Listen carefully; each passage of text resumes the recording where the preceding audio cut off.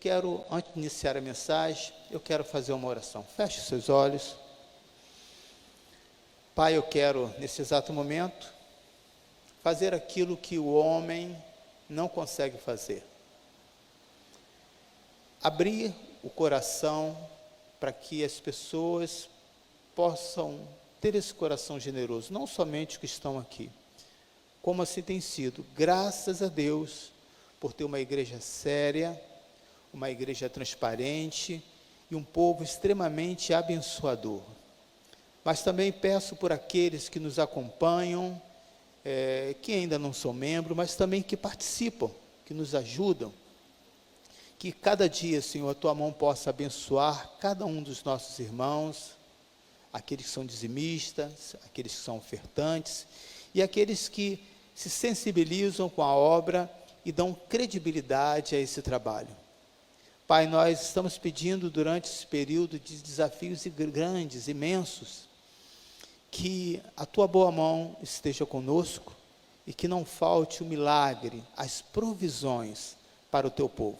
Fazemos essa oração em nome de Jesus e que todos digam amém. Hoje pela manhã um irmão esteve me procurando e dizendo: pastor, eu quero, me dê uma daquelas notas que eu tenho aí e eu quero estar pagando essa semana. Então é dessa maneira que estamos avançando, querido, né? Nós temos os nossos compromissos. Essa semana mesmo eu não tinha condições de pagar o pedreiro, já com todo o material, e ele falou: não, pastor, vamos continuar e mais à frente a gente acerta isso. Então eu vi aí como um sinal de Deus. E se tem uma coisa, querido, que desgasta o pastor, está numa obra inacabada, porque isso há um desconforto. Eu não sei se você, mas eu tenho vários problemas alérgicos com relação à tinta, à pintura, à poeira. Tem alguém assim? Aí, quantas pessoas, né? Então, o terminar a obra não é uma questão de vaidade, de capricho, é muito mais do que isso, também é uma questão de saúde, né? Então, o mais rápido que eu puder estar terminando aqui, essa semana nós começamos a levantar ali o muro, né? Porque ficou muito tempo essa frente aqui abandonada, então as pessoas sentam, as pessoas das ruas, depois que você sai, dorme ali na frente, faz as suas necessidades, né? Então nós estamos fechando para trazer uma segurança, e o material já tinha, só tínhamos que estar pagando aí a mão de obra. Então só quero dar uma satisfação antes de iniciar e começar a mensagem, tá? E quero te pedir também uma coisa, sua paciência, que durante esse período estamos ajustando muitas coisas. Iluminação, eu acho que essa iluminação daqui poderia ficar apagada no momento do culto, talvez vai ficar melhor para a filmagem, eu não sei, poderia fazer um teste, né?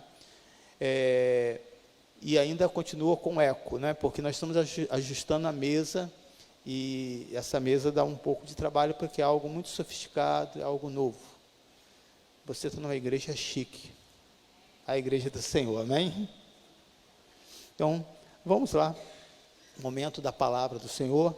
Abre comigo em 2 Coríntios, capítulo 5, versículo 14 a 21. Eu quero falar sobre constrangimento ou vergonha. Constrangimento, ele é um exercício aí muito importante para as nossas emoções e também para a nossa fé. Você já passou por algum constrangimento alguma vez na sua vida? O que é constrangimento? O que é vergonha? É a mesma coisa? Não é? Vamos estar vendo isso aí, né? Primeira coisa, quando você se depara com o amor de Deus, logo no capítulo 14, o que diz aí? Vamos ler juntos? Pois o amor de Cristo... Você pode ler junto na tela comigo? Eu quero ouvir a sua voz. Pois o amor de Cristo... Mais uma vez. Pois o amor de Cristo nos constrange, porque estamos convencidos de que um morreu por todos, logo todos morreram, né? Então, Primeira coisa, quando você tem um encontro com Cristo, você é constrangido por esse amor. Olha só, o constrangimento tem uma coisa ruim, né? Mas também ele mostra também um outro lado importante, ao qual nós vamos ser tratados. Então, primeira coisa, quando você se depara com esse amor, você sente um constrangimento. Você sabe que você não merece todo esse amor. Sim ou não? Hã? Sim ou não? Sim, você não merece esse amor. Você não fez nada para ganhar esse amor. E às vezes até faz alguma coisa, mas não consegue manter. Então, a primeira coisa, pois o amor de Cristo nos constrange, porque estamos convencidos de que um morreu por todos, logo todos morreram. Quem que morreu por todos? Jesus Cristo. E vai dizendo no texto, e ele morreu por todos para que aqueles que vivem já não vivam mais para si mesmo, mas para aquele que por ele morreu e ressuscitou. De modo que de agora em diante, a ninguém mais consideremos do ponto de vista o quê? O que diz aí a sua Bíblia? Ponto de vista? Quero ouvir sua voz. Humano. Ainda que antes tenhamos considerado a Cristo dessa forma, agora já não consideramos assim. Portanto, se alguém está em Cristo, é o quê? Essa frase desse versículo, você já entrou em parafuso algumas vezes? Você já entrou em um paradoxo? Se é nova criatura, por que eu faço isso? Se é nova criatura, por que essa velha criatura ainda retorna? Por que ela volta? Então, é algo para nós estarmos pensando sobre isso.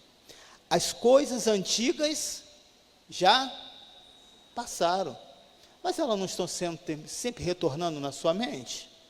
Então, como que a Bíblia diz que elas já passaram?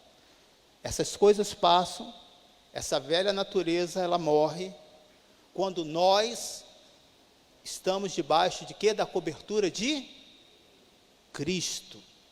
Fora disso, querido, basta você se afastar dos caminhos do Senhor, que a Bíblia diz que a sua natureza não volta igual como era antes, mas volta 7 vezes pior. Olha o estado. Porque antes você não conhecia, agora você conhece a misericórdia, e mesmo assim se aventura a estar fora da cobertura de Cristo. As coisas antigas já passaram, eis que surgiram coisas novas. Tudo isso provém de Deus, que nos reconciliou consigo mesmo, por meio de Cristo, e nos deu o ministério quê? Da reconciliação. Ou seja, que Deus em Cristo estava reconciliado consigo o mundo, não lançando em conta os pecados dos homens, e nos confiou a mensagem da reconciliação. Portanto, somos embaixadores de Cristo, como se Deus estivesse fazendo o seu apelo por nosso intermédio. Por amor a Cristo, lhe suplicamos, reconcilie-se com Deus. Deus tornou pecado por nós, aquele que não tinha pecado, para que nele nos tornássemos justiça de Deus. Então, ele vai contar todo um texto para falar sobre o amor de Cristo. Como que esse amor nos constrange? Alguém que se aventurou, alguém que se arriscou, mesmo que você não quisesse, ele apostou em você. Ele olhou para o seu nome e disse: se essa pessoa acreditar na minha palavra, eu posso transformar a sua vida. Se você crê nisso, você dá um aleluia aí, por favor. Ele vai transformar a sua vida. Então vai dizer que o amor de Cristo pode ser comparado a um espelho, que reflete o nosso interior e mostra a transformação que Cristo pode fazer em nós. Quantas mudanças Deus já fez na sua vida? A Bíblia diz: aquele que está em Cristo é o quê? Nova criatura. Então, se essa palavra é poderosa, é verdadeira, significa que coisas novas começaram a acontecer dentro de você. O caráter, o não querer mentir mais, o negar aos pensamentos ruins, a escolha de companhias, uma dedicação ao Senhor. Por quê? É como um espelho. Uma vez que você está diante desse espelho que chama Cristo, reflete, começa a refletir a natureza de Cristo aonde? No seu interior. Porém, esse espelho, ele é mais profundo. Ele não só reflete as coisas boas, mas tem uma frase que as crianças costumam dizer assim: mamãe, papai, eu te amo da onde? Do fundo do meu coração. Deus vai lá no fundo do seu coração e vê também que tem coisas o quê? Ruins, sujas, um corpo condenado pelo pecado, no estágio de putrefação. O que é isso? Em decomposição. Você sabia que quem estudou na área de saúde, ou quem fez educação física também, fisioterapia, né? A educação física é considerada uma área de saúde, mas estuda também o corpo humano, vai entender o que eu estou dizendo. Existem vários estágios após a morte, o que acontece com o corpo.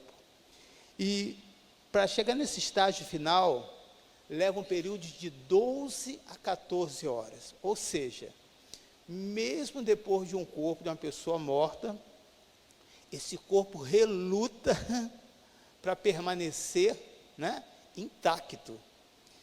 Então, se você comparar essa realidade cientificamente, não é diferente com a nossa natureza espiritual. E aí você vai abrir, eu hoje estava mexendo aqui, agora há pouco, mexi a página errada, aí sumiu a minha mensagem, né? Vou tentar aqui, né? Vamos lá, 2 Coríntios, novamente, capítulo 5, vamos ver de 1 ao versículo 6 ao versículo 7, vamos ver a briga, né, desse corpo, o corpo celestial com o corpo físico, né? Sabemos que, se for destruída, temporária habitação terrena em que vivemos, está se referindo o quê? Ao nosso corpo. Repita comigo, corpo. Corpo. Temos da parte de Deus, o quê? Um edifício, uma casa eterna no céu, não construída por mãos humanas. Ou seja, essa nova criatura, ela não é construída por mãos humanas. Dentro de você, essa casa celestial está sendo construída pelo Espírito Santo de Deus. Você passou a ter sede, não sede das coisas do mundo, mas sede da palavra do Senhor. Você passou a acordar pela madrugada, não mais por causa de insônia, porque você ouviu uma voz te chamar, e você acordou, sabe para quê? Para orar, para clamar por alguém. Versículo 2, enquanto você não é levado para o Senhor, né? Conforme o diácono Alfredo falou aqui hoje, sobre esse descanso, enquanto isso, o que acontece? O que diz aí o texto? Gememos, desejando ser revestido da nossa habitação celestial. E aí mostra essa luta daquilo que você quer fazer, mas você não consegue. Viver essa nova criatura é um esforço, sim, meu irmão. É uma dedicação constante na sua vida, porque estando vestido, não seremos encontrados nus. Estando vestido de quê? Das armaduras do Espírito. Estando revestidos de quê? Da palavra do Senhor. Revestido da santidade de Deus, não seremos encontrados nus. Aqui esse nu está se referindo ao pecado, à vergonha. Versículo 4, pois enquanto estamos nesta casa, gememos e nos angustiamos, porque não queremos ser o quê? O que diz aí o texto? Despido. Enquanto estamos nessa casa, ao mesmo tempo que você quer alcançar esse corpo celestial, há uma briga na sua natureza, porque no fundo, conforme uma pessoa às vezes falou para mim, com muita sinceridade, pastor, eu gosto das coisas do mundo, eu gosto do pecado, eu preciso de ajuda. Eu entendi aquela oração como uma oração sincera, e que Deus tem ajudado essa pessoa a cada dia ser essa nova criatura. Você pode glorificar o Senhor? Aleluia! Quando há essa sinceridade, querida, quando há essa transparência, quando você, é um texto complicado que você tem que interpretar, mas vamos lá, pois enquanto estamos nessa casa, gememos e nos angustiamos, porque não queremos ser despidos, mas revestido da nossa habitação celestial. Você não quer largar o pecado, mas ao mesmo tempo quer esse revestimento. Porém a Bíblia diz o seguinte, que não é possível agradar ao quê? A dois senhores, para que aquilo que é mortal seja absorvido pela vida, para que essa natureza que um dia ela vai embora, ela seja absorvida pela vida o quê? Pela vida eterna. Foi Deus que nos preparou para esse propósito, dando-nos o Espírito como garantia de que está por vir. Então, nós pegamos esse texto para ver que esse estágio dessa decomposição do corpo humano, ele é lento, ele não acontece assim rápido, porém é importante saber que a ciência e a medicina específica diz o seguinte, que esse estado de decomposição não acontece só após a morte, você sabia disso? Ele acontece também em vida. Quantos perderam rins? Não aconteceu da noite para o dia, irmãos. Perderam o quê? O coração foi ficando fraco. Me ajuda aí, o que mais tem no corpo humano? Me deu um nó aqui. Uma parte do cérebro, né, que foi ficando esquecido. Um pulmão, um fígado, foi entrando em estado de decomposição, né? Foi morrendo o quê? Aos poucos. Às vezes nós não percebemos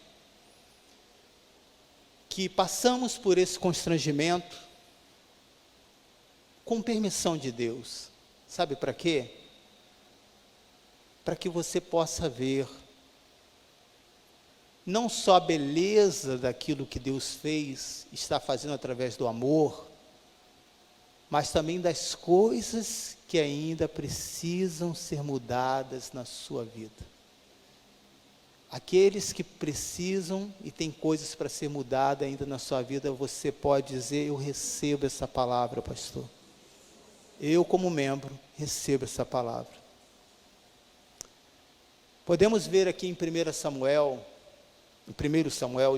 capítulo 1, versículo 15 a versículo 16, vamos ver um episódio que todos conhecem dessa mulher chamada Ana. Olha o constrangimento que ela passou. Ela estava buscando a Deus. Ela estava pedindo uma oração, fazendo uma oração ao Senhor. Ela estava na casa do Senhor, no lugar onde ela deveria ser recebida, acolhida. E ali ela vai passar por esse constrangimento. E veja qual é a atitude dessa mulher. Ana respondeu no versículo 15 de 1 Samuel, capítulo 1. Diz: não se trata disso, meu senhor. Sou uma mulher muito angustiada. Não bebi vinho, nem bebida fermentada. Eu estava derramando minha alma diante do Senhor. Versículo 16. Não julgues tua serva uma mulher vadia. Estou orando aqui até agora por causa de minha grande angústia e tristeza. Então, veja o constrangimento que ela vai passar diante de um sacerdote, que confundiu a oração dela como uma pessoa vadia, uma pessoa que se embriagava naquela época, né? Era considerada uma pessoa vadia, que não tinha valor nenhum para aquela sociedade. Esse constrangimento mexeu com Ana. Ela ficou triste. Ela disse: não vou orar mais, não quero vir mais à igreja. Foi isso que aconteceu com ela? Não. Uma pessoa que não está nesse estágio de decomposição da sua velha natureza, não diria essa palavra que Ana disse. Não se trata disso, meu Senhor. Ana tinha a sua vida no altar de Deus, por isso a sua velha natureza não pôde se manifestar ali naquela hora. Aleluia!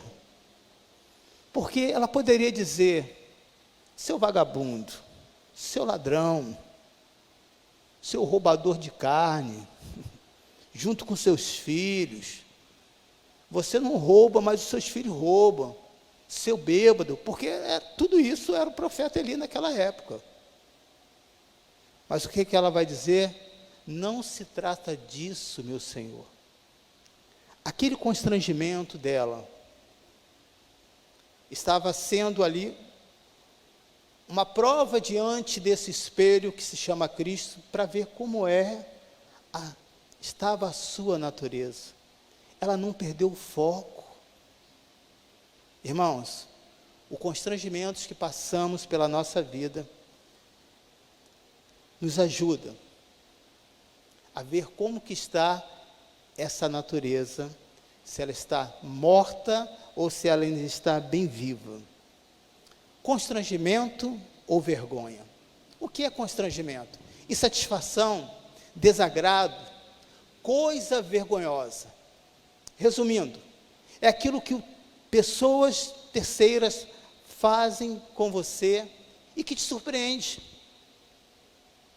Há um tempo atrás, eu estava conversando com uma pessoa e disse assim: poxa, se eu tivesse visto você, eu teria falado que você estaria fazendo aniversário hoje.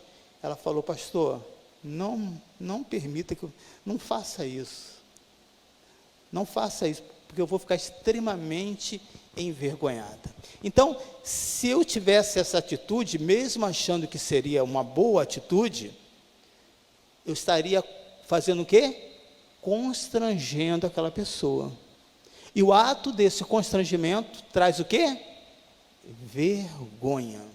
E vergonha já é uma outra coisa, receio de se sentir ridícula ou ridículo. Você já colocou uma roupa e que alguém falou alguma coisa, você tirou na hora?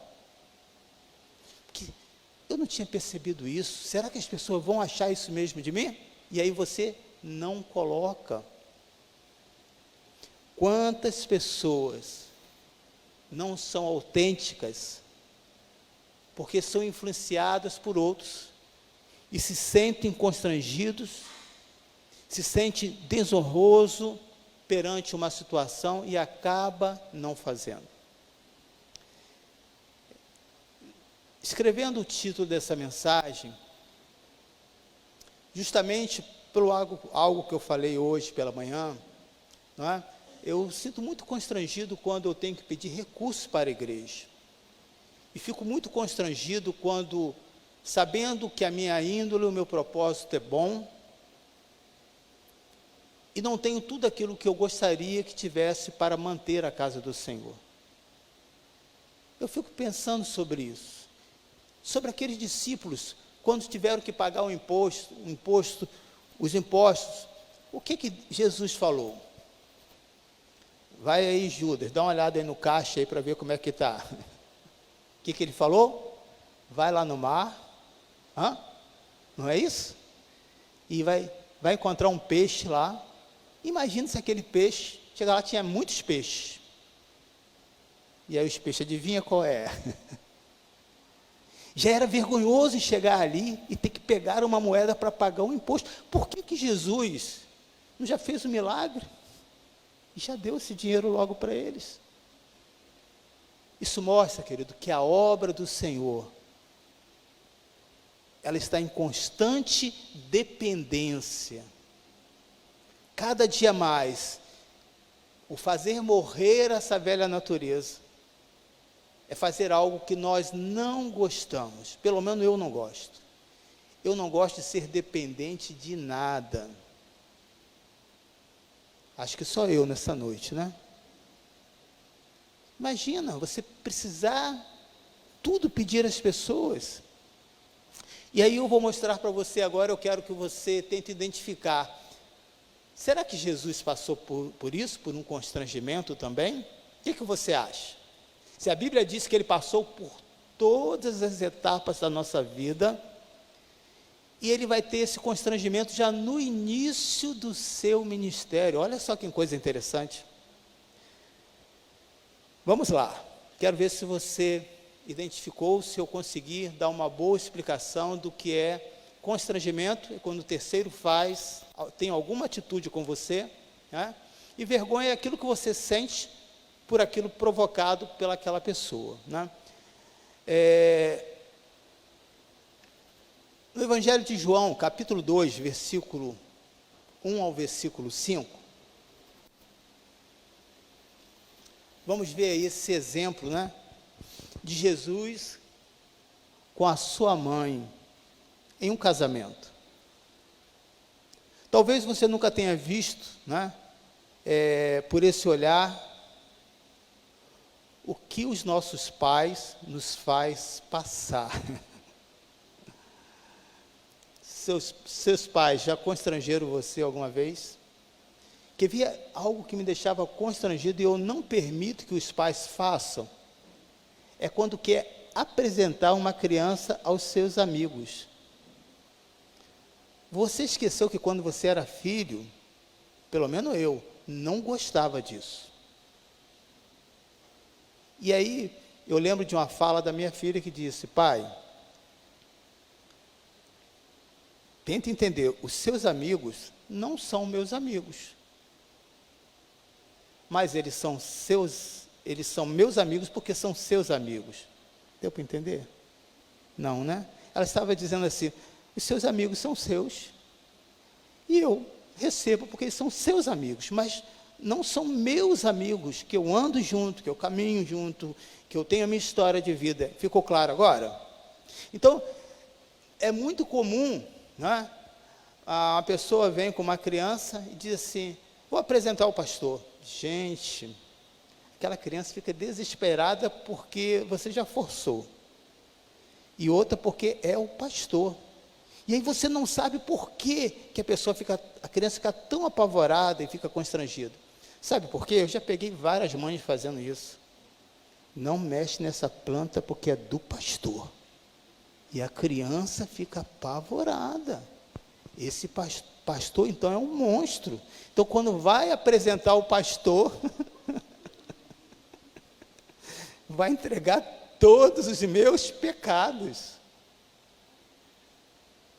Observe, querido, quantas vezes você foi constrangido pelos seus pais. Isso te fez passar o quê? Vergonha. Chegou um amiguinho seu, uma amiguinha sua, e a sua mãe falou, porque você não quis tomar banho. Não, ela não vai brincar hoje não, porque não tomou banho. Aquilo é uma vergonha. E aquilo vira motivo de piada depois, no grupo. Será que Jesus passou por isso? Vamos ver aqui. Versículo 1. No terceiro dia, houve um casamento em Caná da Galileia. Quem que estava ali? A mãe. Essa mãe é uma bênção. A mãe de Jesus estava ali. Essa mãe que leva para a escola. Essa mãe que bota no carro. E aí quando ele vai ficando maior, ele diz, mãe, me deixa aqui que eu quero ir sozinho. Jesus também tinha uma mãe dessa. A mãe de Jesus estava ali. Jesus e seus discípulos também haviam sido convidados para o casamento. Só que Jesus não estava sozinho. Jesus estava com os seus amigos. Não vou falar o nome, mas lembro de uma irmã que disse, olha, meu filho um dia ele não quis obedecer. Ela está nos assistindo agora. E aí foi para um determinado baile. Eu falei assim, não vai. Eu falei, já que você foi, ela chegou lá, depois de uma certa hora, no baile funk, foi lá no DJ e fala, DJ, diz para fulano de tal que a mãe dele está aqui. Aleluia! Ela não era crente ainda. E aí a pessoa chegou toda desesperada. Mãe, por que você fez isso? Eu falei para você que se você fosse, eu ia fazer. Quantas vezes, querido, nós também passamos esse constrangimento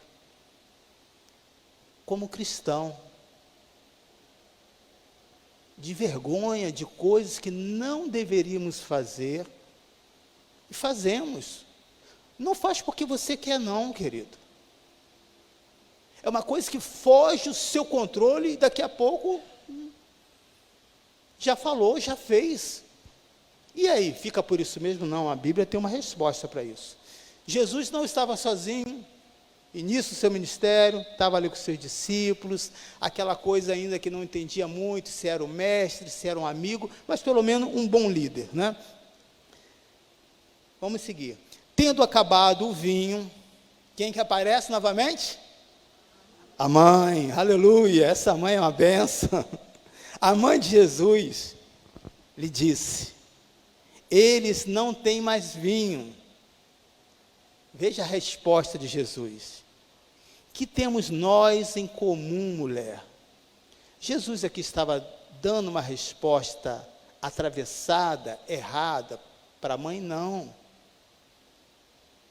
Jesus aqui estava dizendo que agora ele estava independente.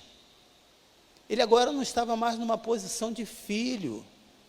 Ele agora estava ali numa posição como filho de Deus, com o propósito de exercer o ministério, e não mais para estar servindo ali a sua mãe. Não teve nenhuma palavra errada aqui de Jesus. E ele vai dizer, a minha hora ainda não chegou. Ele iria fazer muitos milagres, mas o amor do Senhor, o amor de Jesus que nos constrange, mesmo sendo antes da hora, ele vai fazer o quê? Atender o pedido daquela mãe. Sabe o que essa mãe fez? Ela ignorou a pergunta de Jesus. Que temos nós em comum, mulher? Veja o que essa mãe vai fazer. Sua mãe disse aos serviçais, como Jesus não tivesse falado nada, façam tudo o que eles mandar. Jesus não falou que ia fazer alguma coisa? Mãe é uma benção, não é verdade? Às vezes nós não percebemos, não é? Mas o fato, não quero dizer que o filho tem que mandar dentro de casa, mas quantas coisas eu aprendi com a minha filha, sem deixar de ser pai, sem deixar de ser autoridade, mas marcando a vida dela como pai.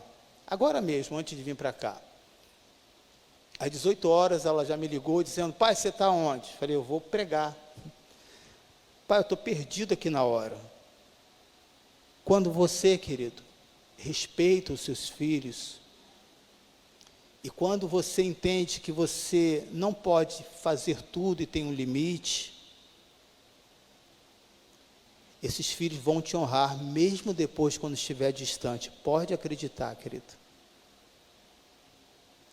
Então, e aí? Essa atitude que Jesus passou, é constrangimento ou vergonha que a sua mãe fez passar? Jesus, o que você acha? Lado esquerdo aqui, o que você acha? Essa atitude de Maria, que fez Jesus passar, foi constrangimento ou vergonha? A maioria aqui, constrangimento. E esse lado aqui? Constrangimento, né? Perfeito. Então, eu acho que eu estou explicando direitinho. Você que disse constrangimento, acertou. Então, se Jesus passou por essa ferramenta que revela a nossa impulsividade do nosso interior, será que nós também não vamos passar por esses constrangimentos? Como Maria passou, como Jesus passou, lógico que vamos passar. E o constrangimento, querido, ele não só revela a bondade, o amor de Deus, mas revela também o lado obscuro que nós temos, que precisa ser tratado constantemente, e eu vou estar dando esse testemunho. Então, como filho, ou melhor, como filho de Deus, o que você entendeu? Que o constrangimento, querido, é um estágio da nossa vida, aonde Deus quer mostrar que precisa morrer. É no momento em que você é constrangido, é no momento que você é pego de surpresa, é que você vê como é o seu interior. Sabe quais os 2 momentos da minha vida que eu fico mais relaxado, no sentido de estar menos tenso? É quando eu estou dormindo. Como que eu sei disso? Porque eu já coloquei aquele, qual é o nome daquele aparelho? Para marcar. Então é o período onde a minha pressão baixa fica mais baixo ainda do que o normal. E quando eu estou dirigindo, olha só que coisa, eu não gosto de dirigir, mas quando eu entro no carro, eu me sinto seguro, dono da estrada, aqui eu mando, a lei do maior, já até crio uma frase assim, a lei do maior, e é nesse momento que eu sou mais constrangido. É nesse momento que parece que as minhas unhas crescem, os meus dentes, eu fico arrepiado, bravo. Esses dias indo embora, aqui no semáforo, o sinal, né? Um garoto vendendo bala bateu no vidro. Eu abaixei o vidro e falei: você quer levar um tiro? Eu tenho alguma arma? Entendeu? Você quer levar um tiro? Você está doido? E o garoto ficou com aqueles olhos. Então é nesse momento que Deus vai permitindo ver quantas coisas que esse homem que a nossa natureza precisa morrer. E ela insiste em não querer morrer, irmãos. Que coisa ruim, que coisa diabólica, na verdade. A nossa carne briga, conforme disse aqui em 2 Coríntios, com as coisas espirituais. Nós queremos sair desse corpo carnal, não queremos, mas queremos as coisas espirituais. Não dá. Ou você vai agradar um Senhor, ou você vai agradar a outro. Então, querido, se Jesus como filho passou por esse constrangimento, todos nós aqui como filhos vamos passar. Às vezes do seu pai dizer ou a sua mãe, quando você precisou de mim, você vinha aqui. E você não pode falar nada, porque você fez isso. Mas agora que está na igreja, aí, está indo lá, cadê? Não liga mais. E você tem que engolir aquilo seco, mas por dentro, cria o rancor, a raiva. Esse constrangimento foi permissão de Deus, querido, para ver quantas coisas ainda tem no seu coração, que você precisa colocar no altar do Senhor, aleluia, e dizer cada dia mais, eu preciso ser essa nova criatura, e essa coisa velha vai ficar para trás. Cadê um glória a Deus? Amém. E como pai, o que você aprendeu? Me diz aí. Eu aprendi que se Maria pôde constranger Jesus, então eu posso constranger os meus filhos? É isso? Não. Se você entendeu isso, você entendeu tudo errado. Nós não temos esse direito. Não temos esse direito. E a Bíblia dá um versículo lá em Colossenses, capítulo 3, versículo 21, que vai dizer, pais, vamos ler juntos? Esse versículo é um versículo que os filhos adoram e que os pais detestam, mas está na Bíblia, sabia? Vamos ler junto? Eu quero ouvir você, pai, falando com toda a força. Pais, não irrite seus filhos, para que eles, olha só, o mesmo pai, a mesma mãe que incentiva o filho, também pode desanimar o seu filho na fé. Você não está fazendo isso não? Então, olha só, que castigo, sem sabedoria. Então, hoje você não vai para a igreja. Você pode tirar tudo, menos a igreja. Você não está fazendo isso não? Deixa lá, quando chegar com o pastor, eu vou conversar com ele sobre você. O que você está fazendo com o seu filho? Você está desanimando o seu filho na fé.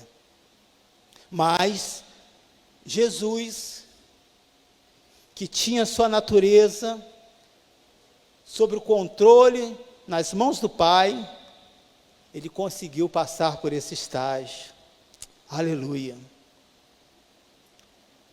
Ontem, querido, eu passei por esse estágio de constrangimento. E aí?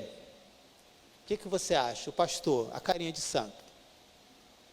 Fui aprovado ou reprovado dessa vez? O que você acha? Aprovado ou reprovado? O que é isso? Eu nem falei que eu estava no carro. Então, não sei se vale a pena falar sobre isso.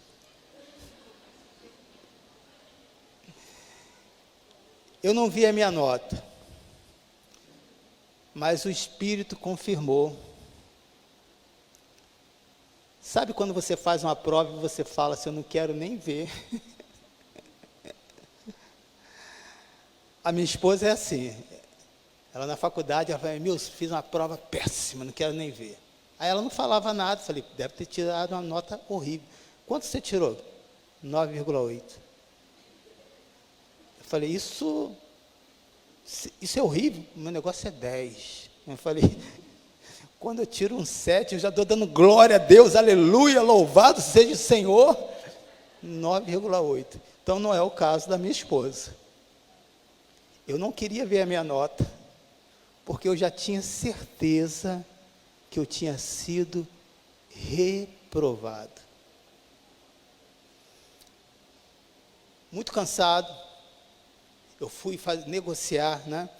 Fui pegar o meu capacete que eu deixei numa loja, fui negociar a porta que eu estou querendo aqui, que está só um milagre. Mas, enquanto eu estava conversando com esse dono, e depois eu vim para cá e abri o meu coração com o Vladimir, que está ali atrás. Falei, Vladimir, eu preciso conversar com você, que eu estou muito nervoso, estou muito irritado.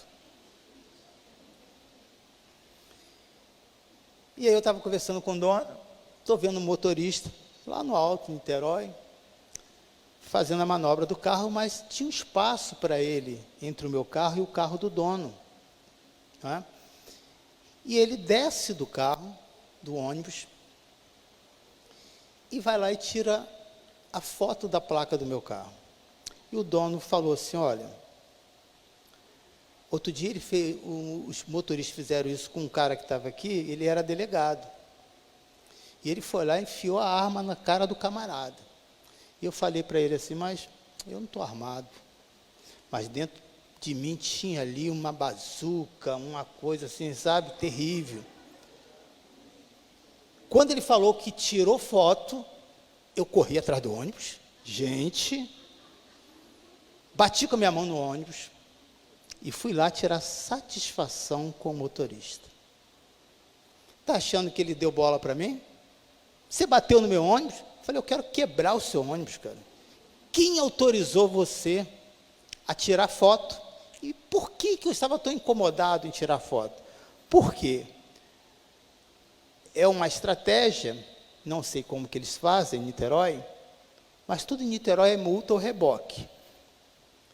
Então era uma estratégia, falar nisso eu tenho que ir amanhã ir lá na empresa e vou denunciar esse motorista, mas não peguei o nome dele, mas peguei o número do ônibus.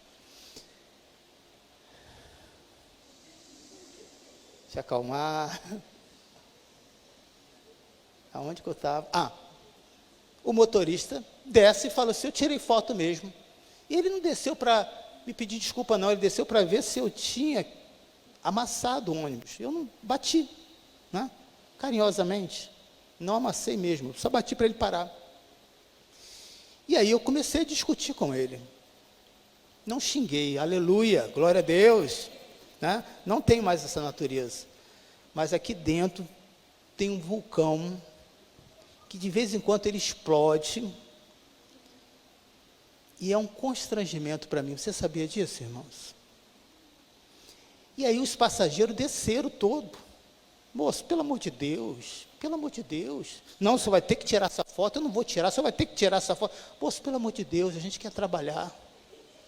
Moço, por favor, não vou deixar ele ir. Quando eu vi aquelas pessoas, sabe aquela coisa que você volta do inferno, você vai ao céu de novo? E você fala, fica calmo, fica tranquilo. Aquela parada assim que, tipo de, qual é aquelas câmeras que tem? Não, câmera lenta. Parece que eu fiquei olhando todo mundo assim, falei, gente, por que essas pessoas desceram todas? Daqui a pouco eu achei que elas iam querer me bater. Elas estavam me acalmando. Senhor, você está nervoso. Foi só uma foto. Eu falei, não foi uma foto, foi a foto da placa do meu carro, ele vai multar. Foi isso mesmo. E depois que aquela pessoa saiu, eu no carro, senti muita vergonha. E eu sei o que diz lá no livro de Tiago, capítulo 5, que quando nós confessamos para Deus, os nossos pecados são o quê? Perdoados. Mas quando confessamos aos homens, nós somos o quê? Você não sabe o que está em Tiago 5? Vai ler lá. Nós somos curados. Então, quando eu conversei com o Vladimir, Deus estava ali tratando esse sentimento. E quando eu confesso aqui de público, o tratamento está no CTI, no UTI, aquele tratamento intensivo. E eu já falei, Emilson, toda vez que você pisar na bola, eu vou te entregar, porque a sua natureza não será baseado no pecado, mas na verdade, na transparência de uma pessoa que acredita que pelo poder do Espírito, essa velha natureza vai morrer. Eu fui pegar um material que o Vladimir me emprestou. Eu estava tão agitado que o Vladimir falou assim, espera, não foi, Vlad? Pastor, espera aí que eu vou lá pegar o documento. Eu vim embora. Descarreguei o material aqui e falei assim, Vladimir me deu uma volta. Não pensei mal ainda em você, Vladimir. Vladimir me deu uma volta. Falou que ia vir me ajudar no carro atrás, daqui a pouco veio ele a pé, pastor. Eu falei que ia vir com você. Eu não ia pegar o meu carro. Falei, Vlad, desculpa. Estou pedindo também desculpa em público aqui, tá, Vlad? Desculpa, eu entendi uma outra coisa. Então, o que nós podemos ver, querido, que esse constrangimento, eu não conseguiria ver tanta coisa carnal que ainda há em mim, se Deus não permitisse que eu passasse por esse constrangimento. Não estou falando com alegria, não.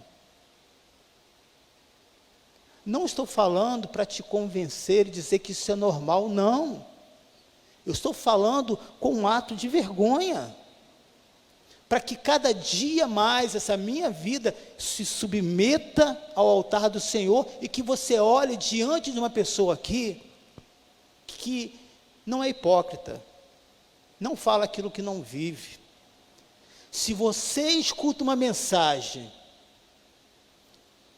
de uma pessoa, um pastor super, que não erra, desconfia, que ora o tempo inteiro, mentiroso, que não discute com a sua esposa, é um sem vergonha.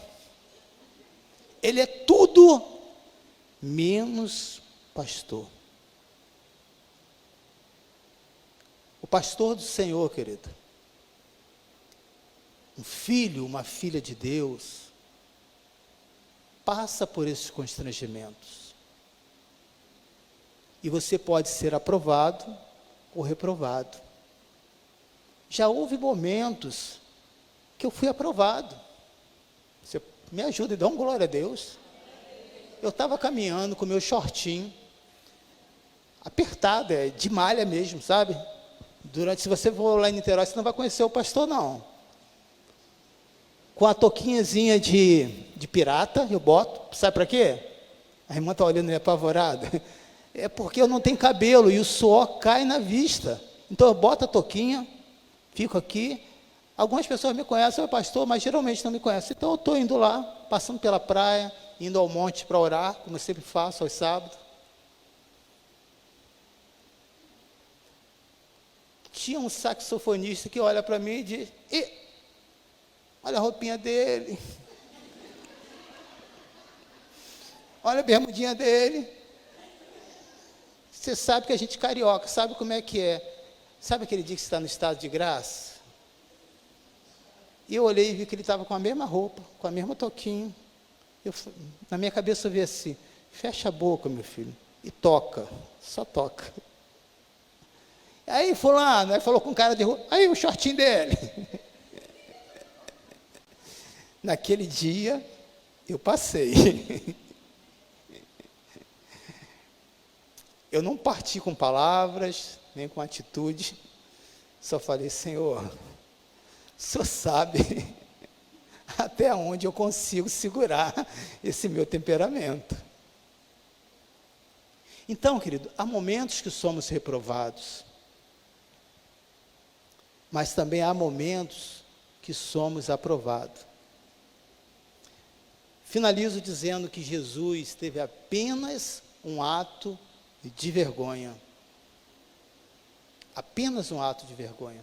Por isso que, quando diz aqui que o amor de Deus, de Jesus, o amor de Deus nos constrange, é porque é de uma beleza, é de uma pureza tão grande, que eu não me sinto digno nem de estar aqui durante a semana, varrendo, dando a manutenção na casa dele. Você sabe que eu faço essa oração? Eu falei, Senhor, É um privilégio estar aqui, trabalhando para receber a igreja, as vidas que serão transformadas e mudadas.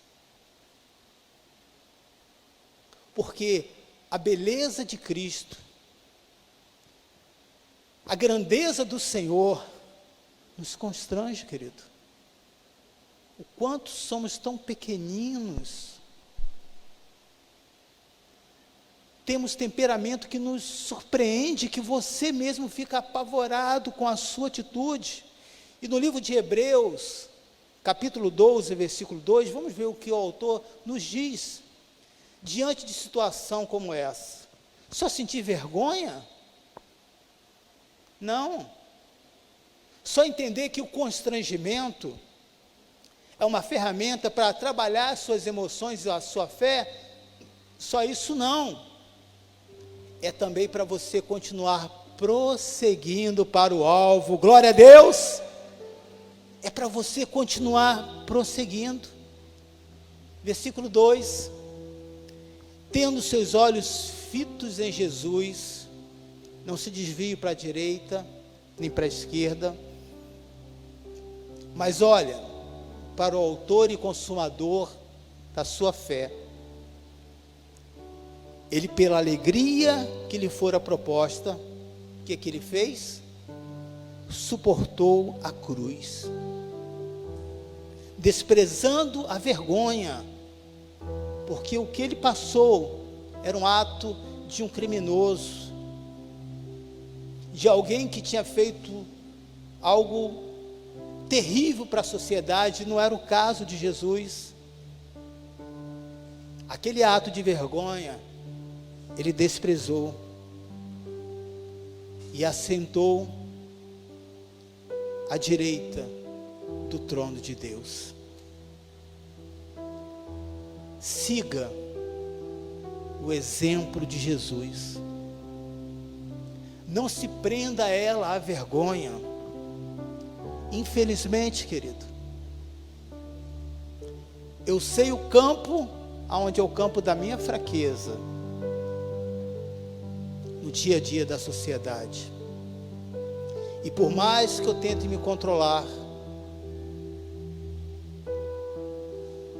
às vezes eu sou constrangido por essa natureza, e a atitude provocada por terceiros, por esse constrangimento, por algo que eu não gostei, que não deveria existir, que eu não concordo,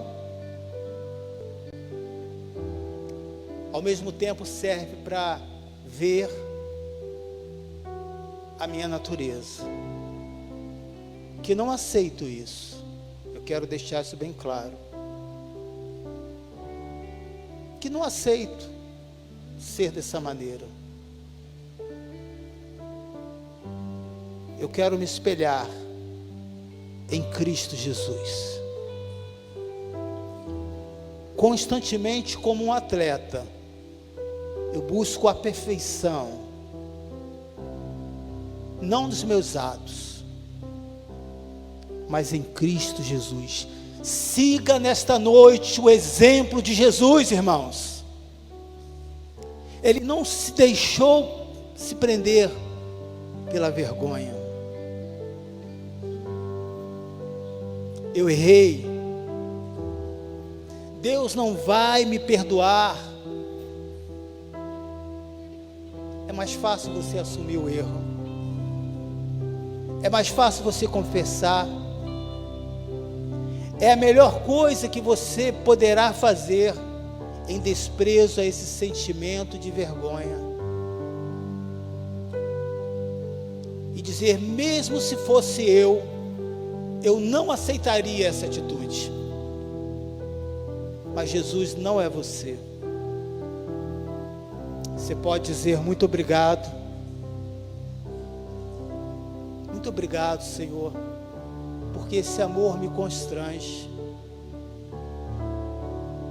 Às vezes, quanto menos eu faço no mundo, as pessoas mais próximas, ela valoriza por aquilo que você dá. independente se você dá ou não, o amor de Jesus continua o mesmo para a sua vida. Sozinho você não vai conseguir, querido, porque essa natureza, como diz aí em 2 Coríntios capítulo 5, leia aí do capítulo 1 ao capítulo 13, quando chegar em casa, ela quer o Evangelho, mas ela não quer abandonar a natureza, a fonte de todo o pecado. Olha para o autor e consumador da sua fé. Ele conseguiu vencer, suportar a cruz. Ele te dará esse suporte nessa noite. Vamos estar de pé?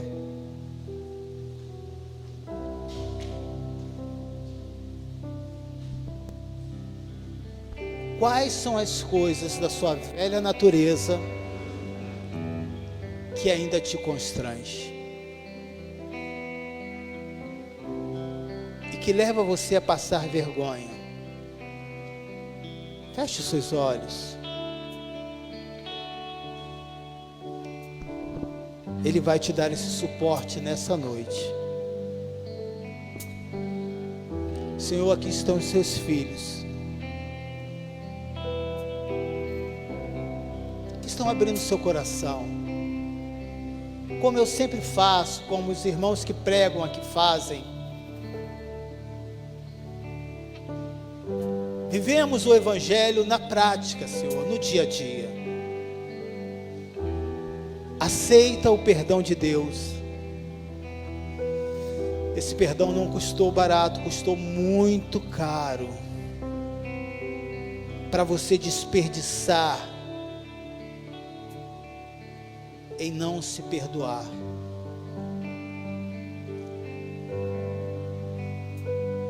Humanamente você não tem condições de se perdoar a si mesmo. Você não pode gerar em si o perdão. O perdão vem do Senhor. Aleluia! O perdão vem do Senhor, irmão. Tome sua posição de filho de Deus nessa noite. Qual é o lado que você está? Ele se assentou à direita de Deus Pai. Deus faz esse convite para você nessa noite. Se assente, descanse no Senhor.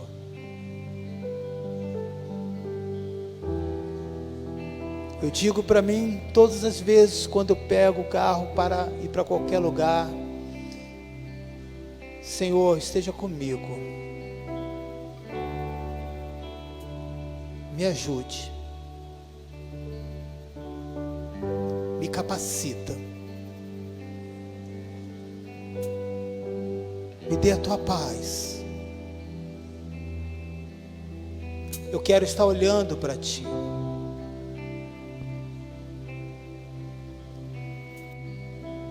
Eu preciso, Senhor, como ovelha tua, desse suporte nessa noite. Ah, Senhor, eu preciso de ti. Tu sabe o quanto eu chorei por este ato de vergonha.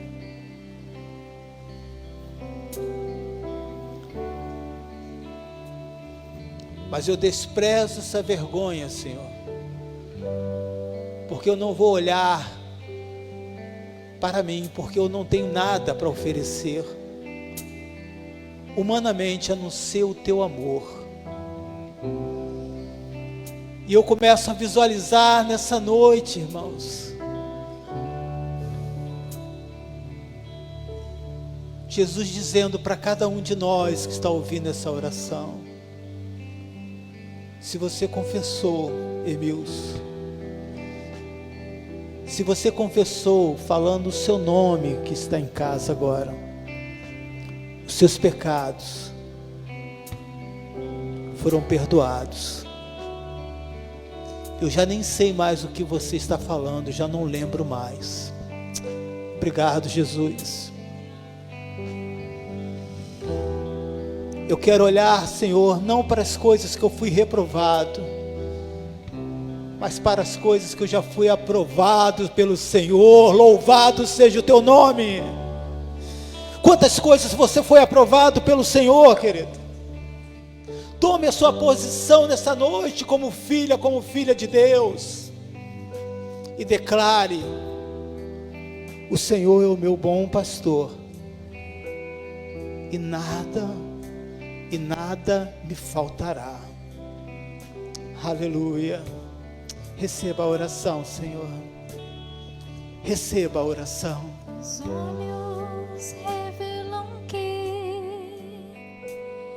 eu nada posso esconder, que não sou nada sem ti, ó fiel Senhor.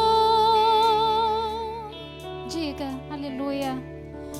Tudo sabes de mim, quando sondas meu coração, e tudo podes ver bem dentro de mim. Leva minha vida a uma só verdade, que quando me sondas, eu nada posso esconder.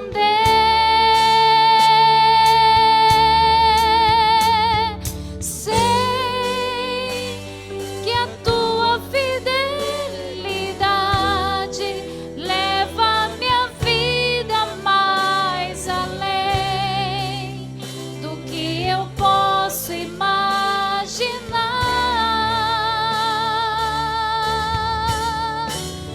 Sei e não posso negar que os teus olhos sobre mim me enchem de tua paz. Vamos do início. Faça desse cântico uma oração. Aleluia. Senhor, só o Senhor conhece o nosso íntimo. O Senhor sabe por onde passamos e o que fazemos. Aleluia. Ajuda-nos, ajuda-nos. Cante comigo mais uma vez. Aleluia. Oh, aleluia.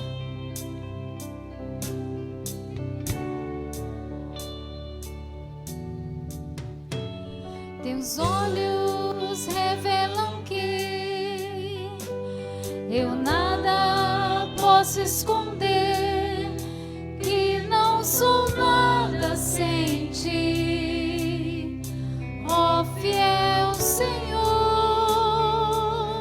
Tudo, Senhor, tudo sabes de mim, quando sondas meu coração, e tudo podes ver bem dentro de mim. Leva minha vida a uma só verdade, que quando me sondas, eu nada posso esconder.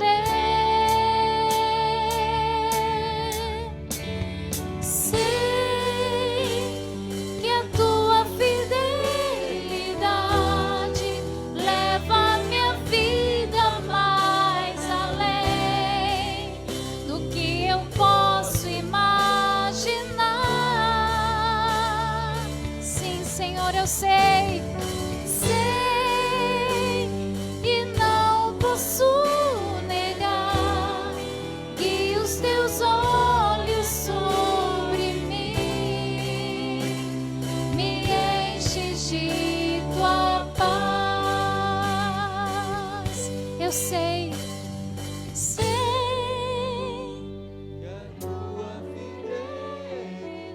diga, igreja.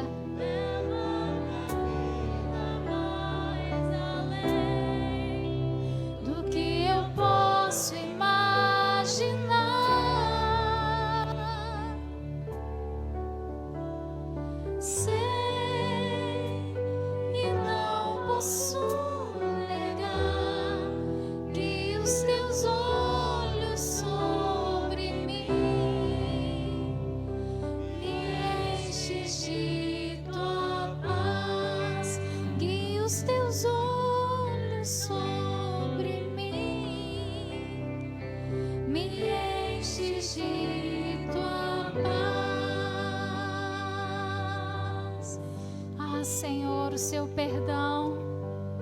O seu perdão não há igual, não há outro que possa nos tocar como só o Senhor pode. E quando de fato nos arrependemos, sentimos a sua graça, a sua presença, a sua libertação, a sua cura. Aleluia. Você foi tocado pelo Senhor nessa noite. Aleluia. Eu também. Glória a Deus. Senhor, te louvamos por esse tempo. Te louvamos porque o Senhor vem falando conosco e nos mostrando a tua vontade. Perdoa-nos, Senhor, porque muitas vezes somos intransigentes, queremos tudo do nosso jeito. Mas que bom que o Senhor está aqui para nos lembrar de todas as coisas através do teu Santo Espírito. Muito obrigada, Senhor. Te agradecemos. Dá-nos uma semana abençoada, conduzida pela sua graça, onde a sua palavra, Senhor, sempre seja lembrada, Senhor, a cada um de nós. Te agradecemos em nome de Jesus. Amém.